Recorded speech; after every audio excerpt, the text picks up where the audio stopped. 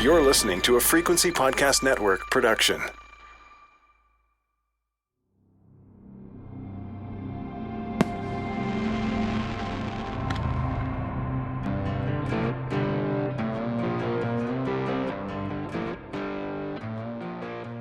It's Halloween 2020.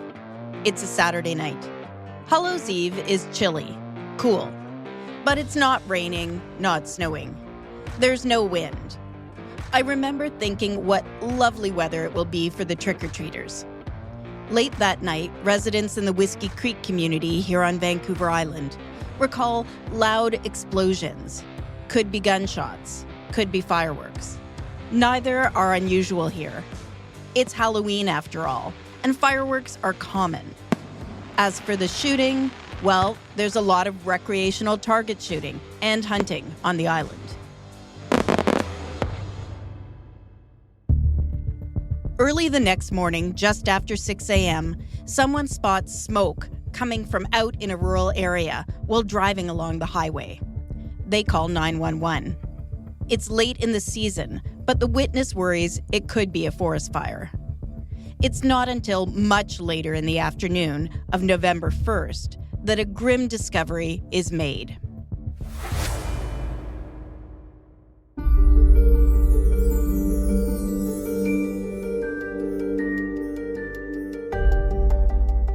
This grim, burned-out scene still lies off a Whiskey Creek logging road. 3 people were found brutally murdered and their RVs set on fire on November 1st, while neighbors At about 2 p.m. on Sunday, the first day of November 2020, a dirt bike rider is out on the gravelly Melrose Forest Service Road. He comes across a man who the police will later describe as unresponsive. The rider calls for help. 911, what's your emergency? When first responders get there, the man is confirmed dead.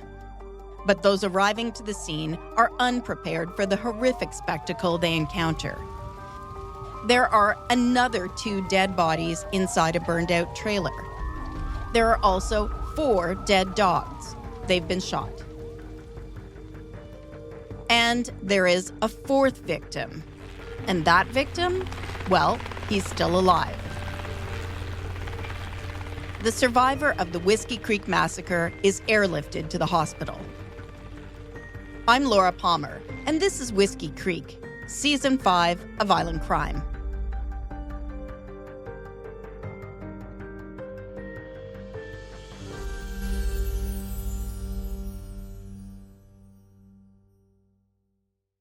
Nobody's even trying to figure out who murdered my son. They don't care.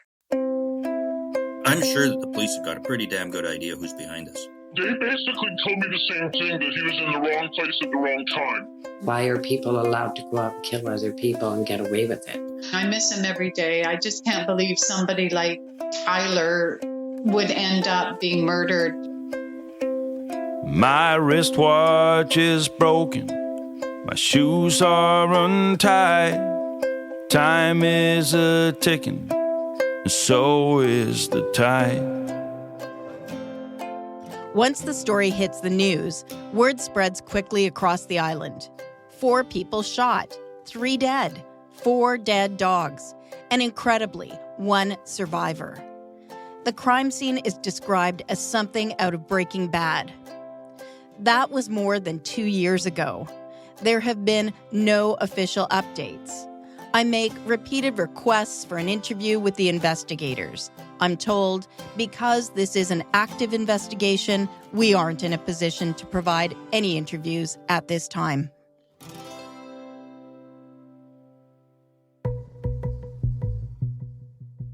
The victims at Whiskey Creek were not the kind of folks anyone would ever describe as lighting up the room. Their deaths were notable because of how they died. In a mass murder on Halloween night, the crime scene torched, their bodies abandoned in the woods. The victims have never been officially named by authorities. There's no Facebook page dedicated to their cases, no tearful family members publicly pleading for justice. There's a serious hush-hush, don't talk about it vibe to the Whiskey Creek story. So, in this season of Island Crime, I'm digging into a case many would prefer just go away. I've literally walked deep into the forests of Vancouver Island to learn about the victims and the place in which they lived and died. What I've learned points to a few possible theories regarding the motivation. I'll go there as well. It is local news reporters who identified two of the victims early on. Sean McGrath, 51, and his 38-year-old girlfriend, Shanda Atkinson, who also is known as Shanda Wilson. The other two victims have not been publicly named, but I wonder, what are their stories? Before I get into this episode, I want to take a moment to thank and acknowledge those who spoke with me both on and off the record. My sources on this story are bravely stepping up to talk about a case many people would prefer simply just goes away. And they're doing so despite the fact they fear for their own safety. The very first true crime story I ever read was about the Black Donnellys. The book was part of the school curriculum when I was a preteen. The Black Donnellys are a piece of Canadian folklore, although I think it's fair to say their story really isn't well understood. I've been thinking about the Donnellys as I work on Whiskey Creek. The Donnellys were an Irish family who settled just north of present-day London, Ontario, Canada in the 1840s. And when I say settled, they were actually squatters, which was not uncommon back then. They set up a homestead, worked the fields, and eventually became landowners. But tensions developed over land and religion, and the feud was on. The Donnellys were blamed for all the trouble in the area, and they were no saints. Residents formed what they called a peace society, which was in reality a vigilante group, and took justice into their own hands. The Donnelly farm was burned to the ground, the family was massacred, their prize stallion beaten to death. Despite a great deal of evidence, including an eyewitness, no one was ever found guilty of the crime.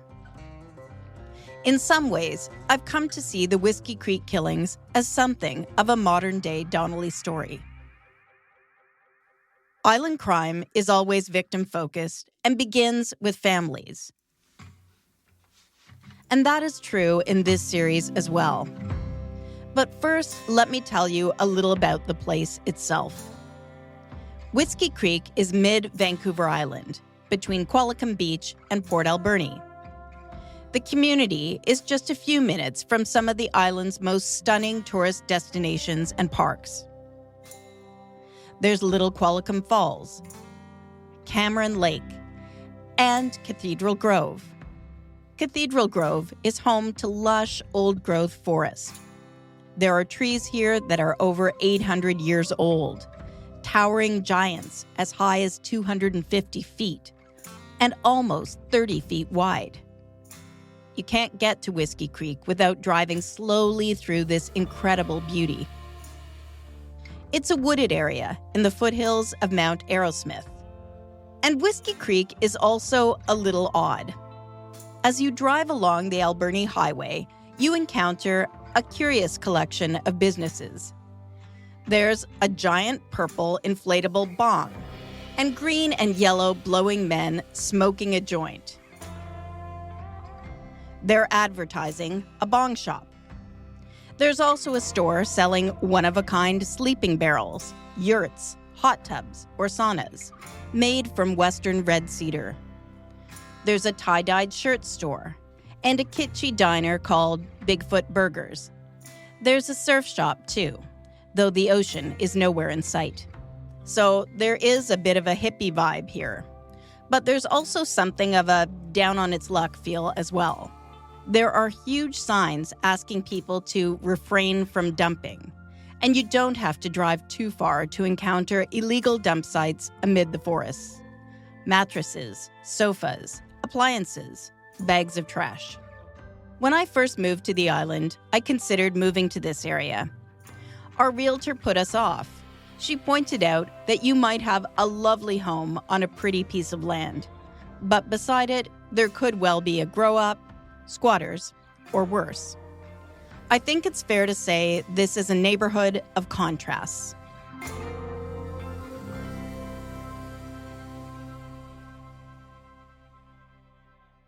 What I didn't appreciate until I began researching this story is that Whiskey Creek is also a real haven for dirt bike riders. I've seen it referred to as Disneyland for trail bikes. There's a network of single-track trails looping through thick raincoast forest.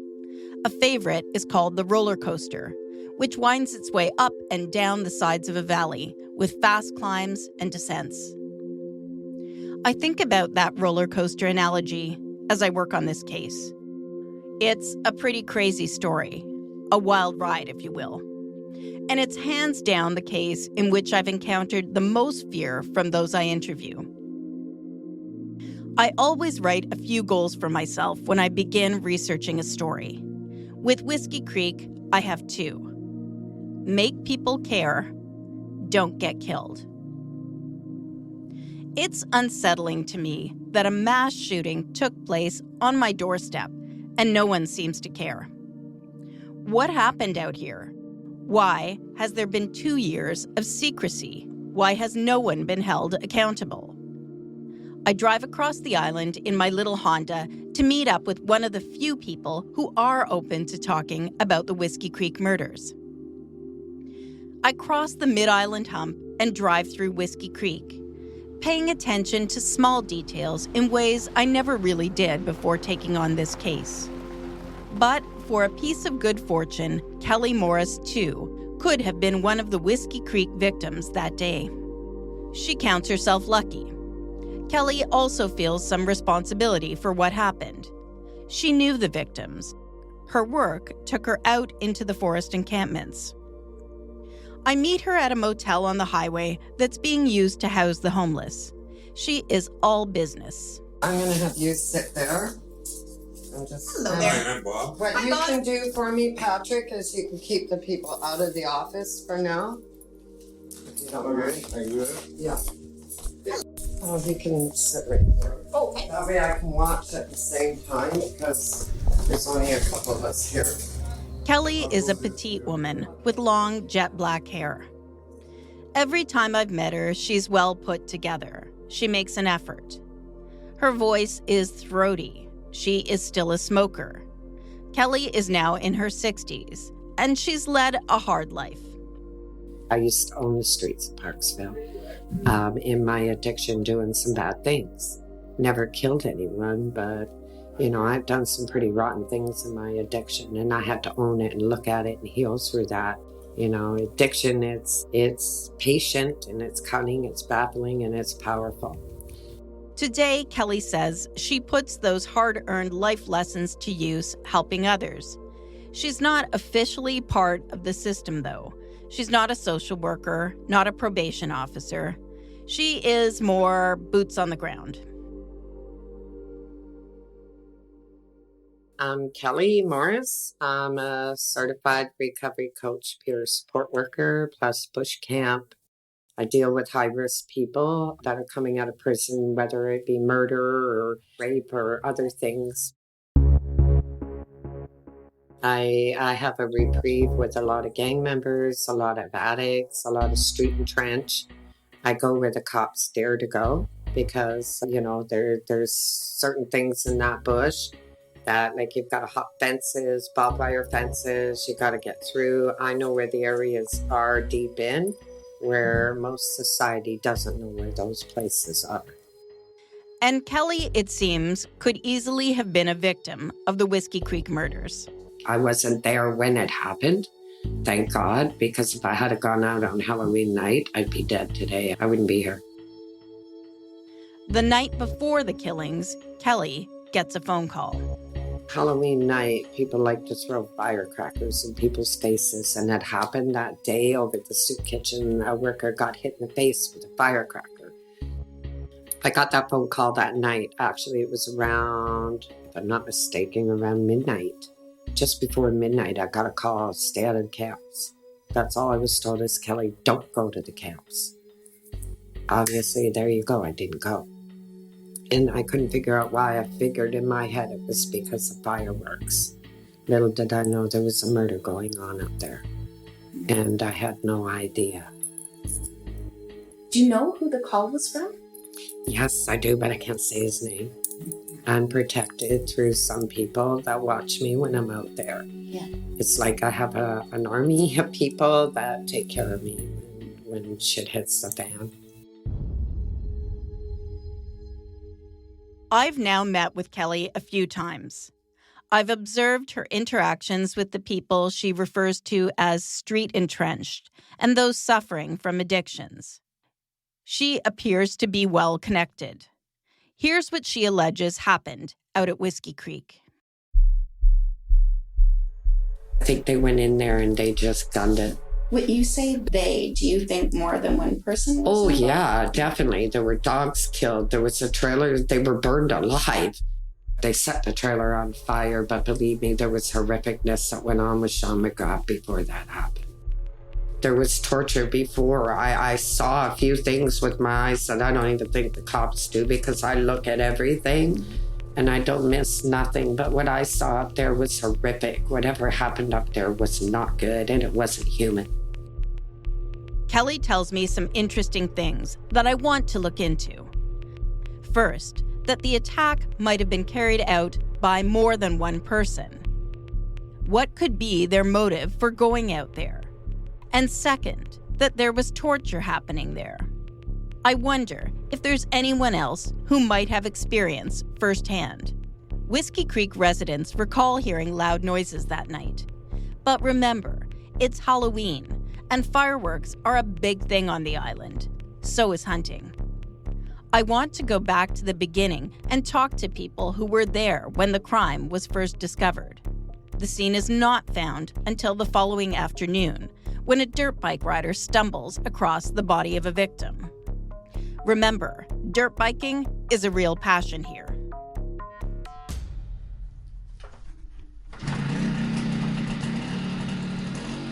In fact, I have 5 motorcycles right now. And not long after moving out here, I realized that a street bike, the island gets small pretty quick. So I went out and bought a brand new dirt bike so I could just start doing the logging roads. And that was 3 or 4 years ago.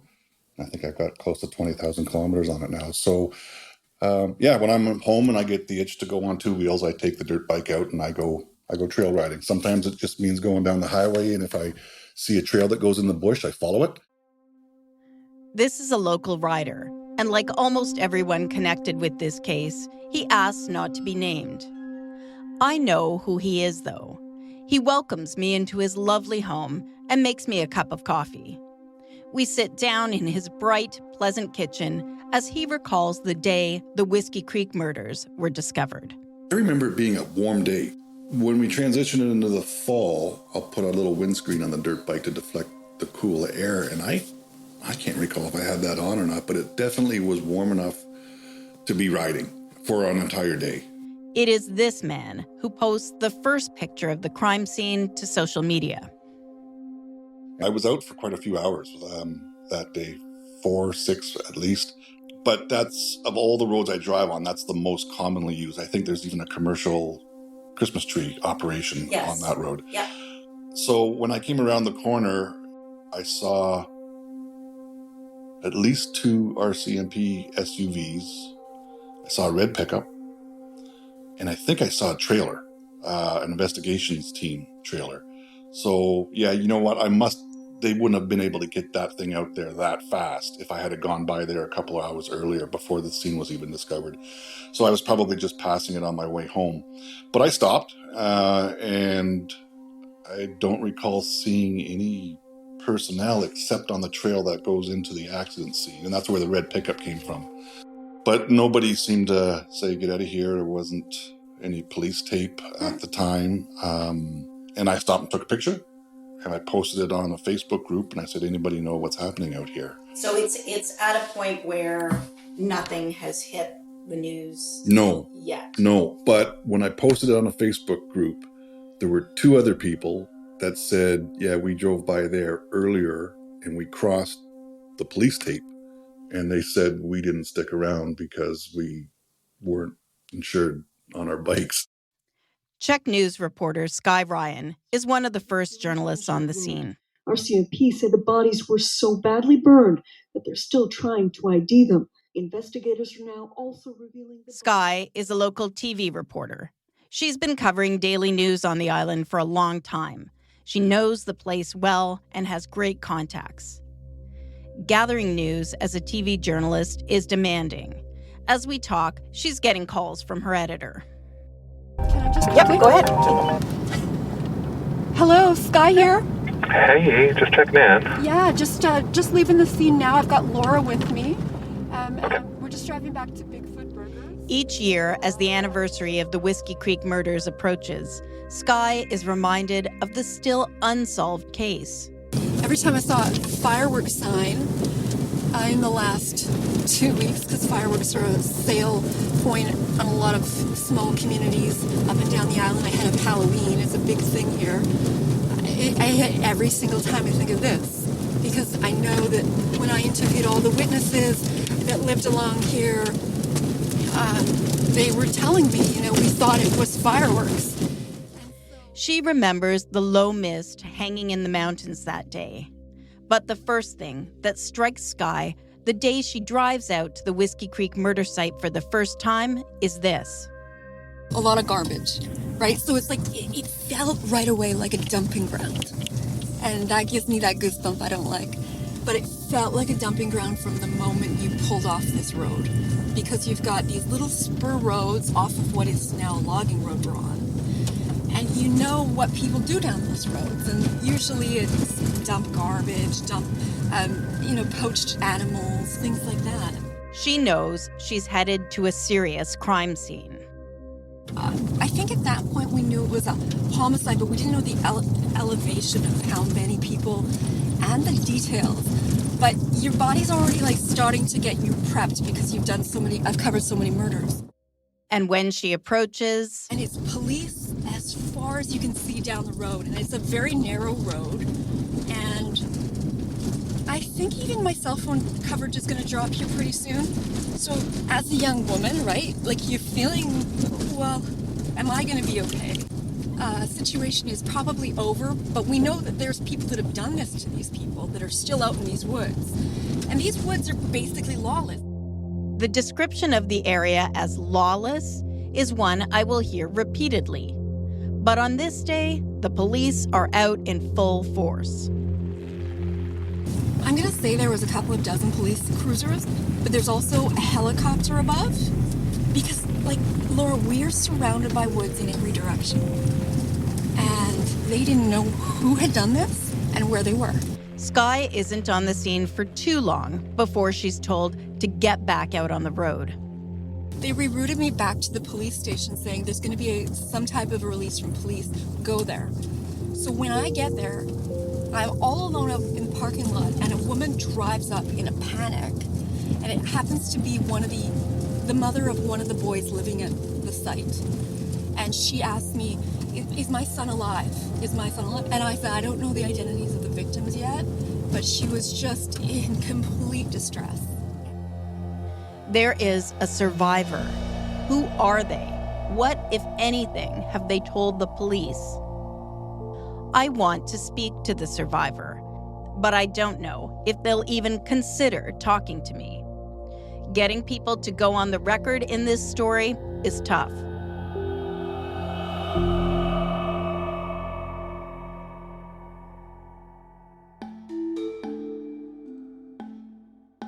The issue here is that there's nobody that will go on the record.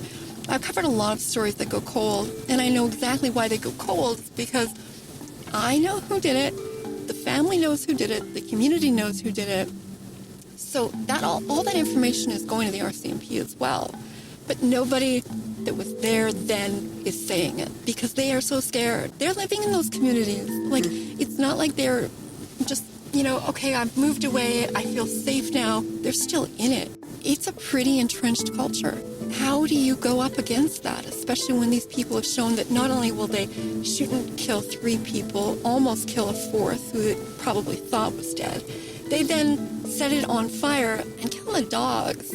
I mean, in this level of violence and madness, that's some scary stuff. Skye and I don't just share a professional background. She is also an animal lover, like me. You are a dog lover. I love my boys. Yeah. Yeah. And so... That bothered me. Yeah. That detail really stuck with me. And the reason it stuck with me is because they were puppies. As I understand, there was probably 3 or 4 dogs. And there were at least 2 puppies. And puppies are just like, who kills a puppy? That's just ruthless. And it sounds terrible that I wouldn't say that it's ruthless what happened to the humans. I do think it is.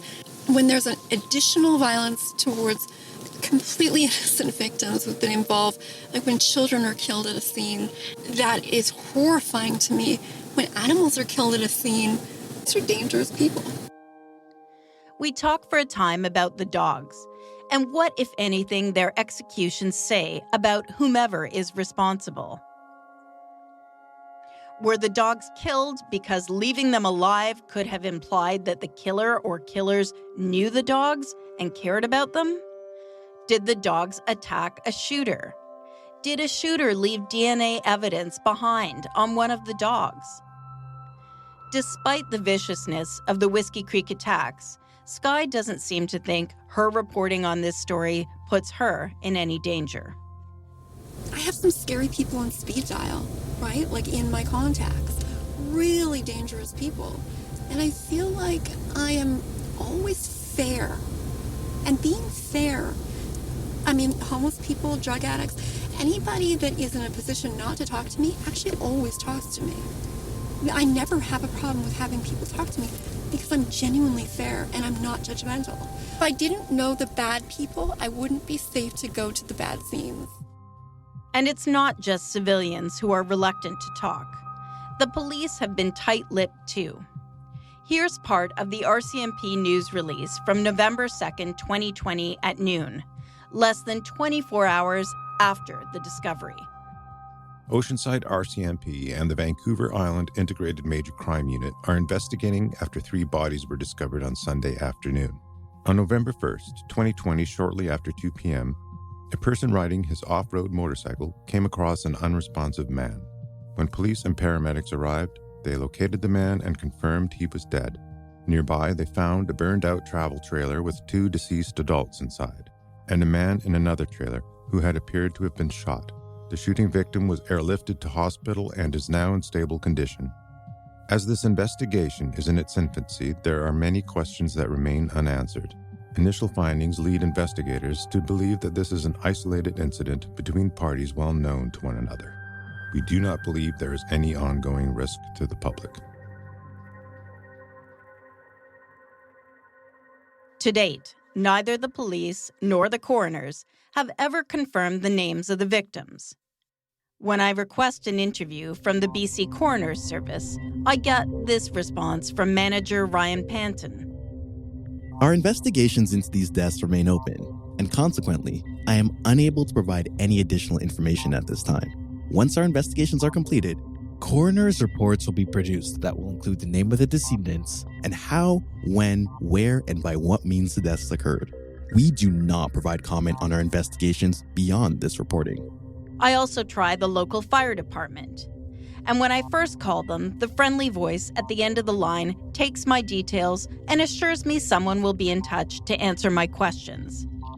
But then my request hits official channels, and I receive this short reply.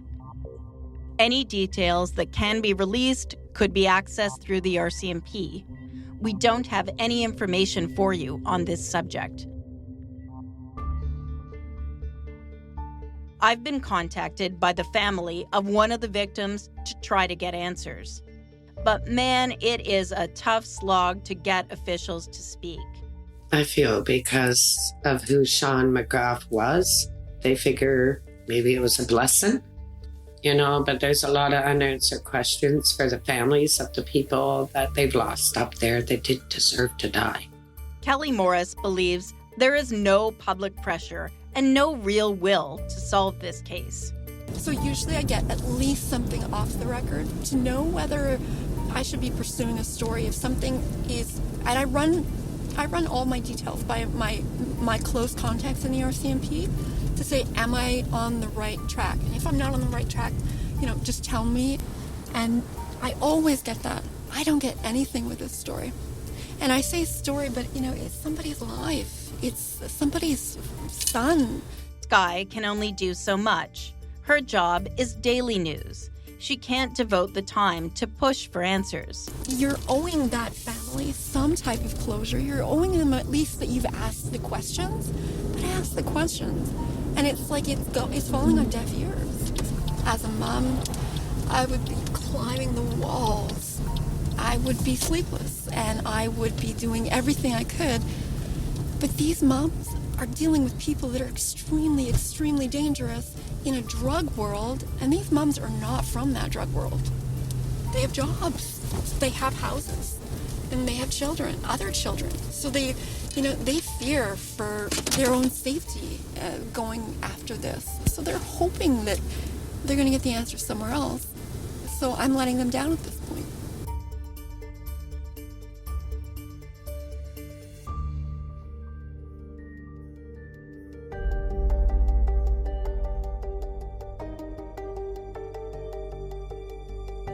I've said it before.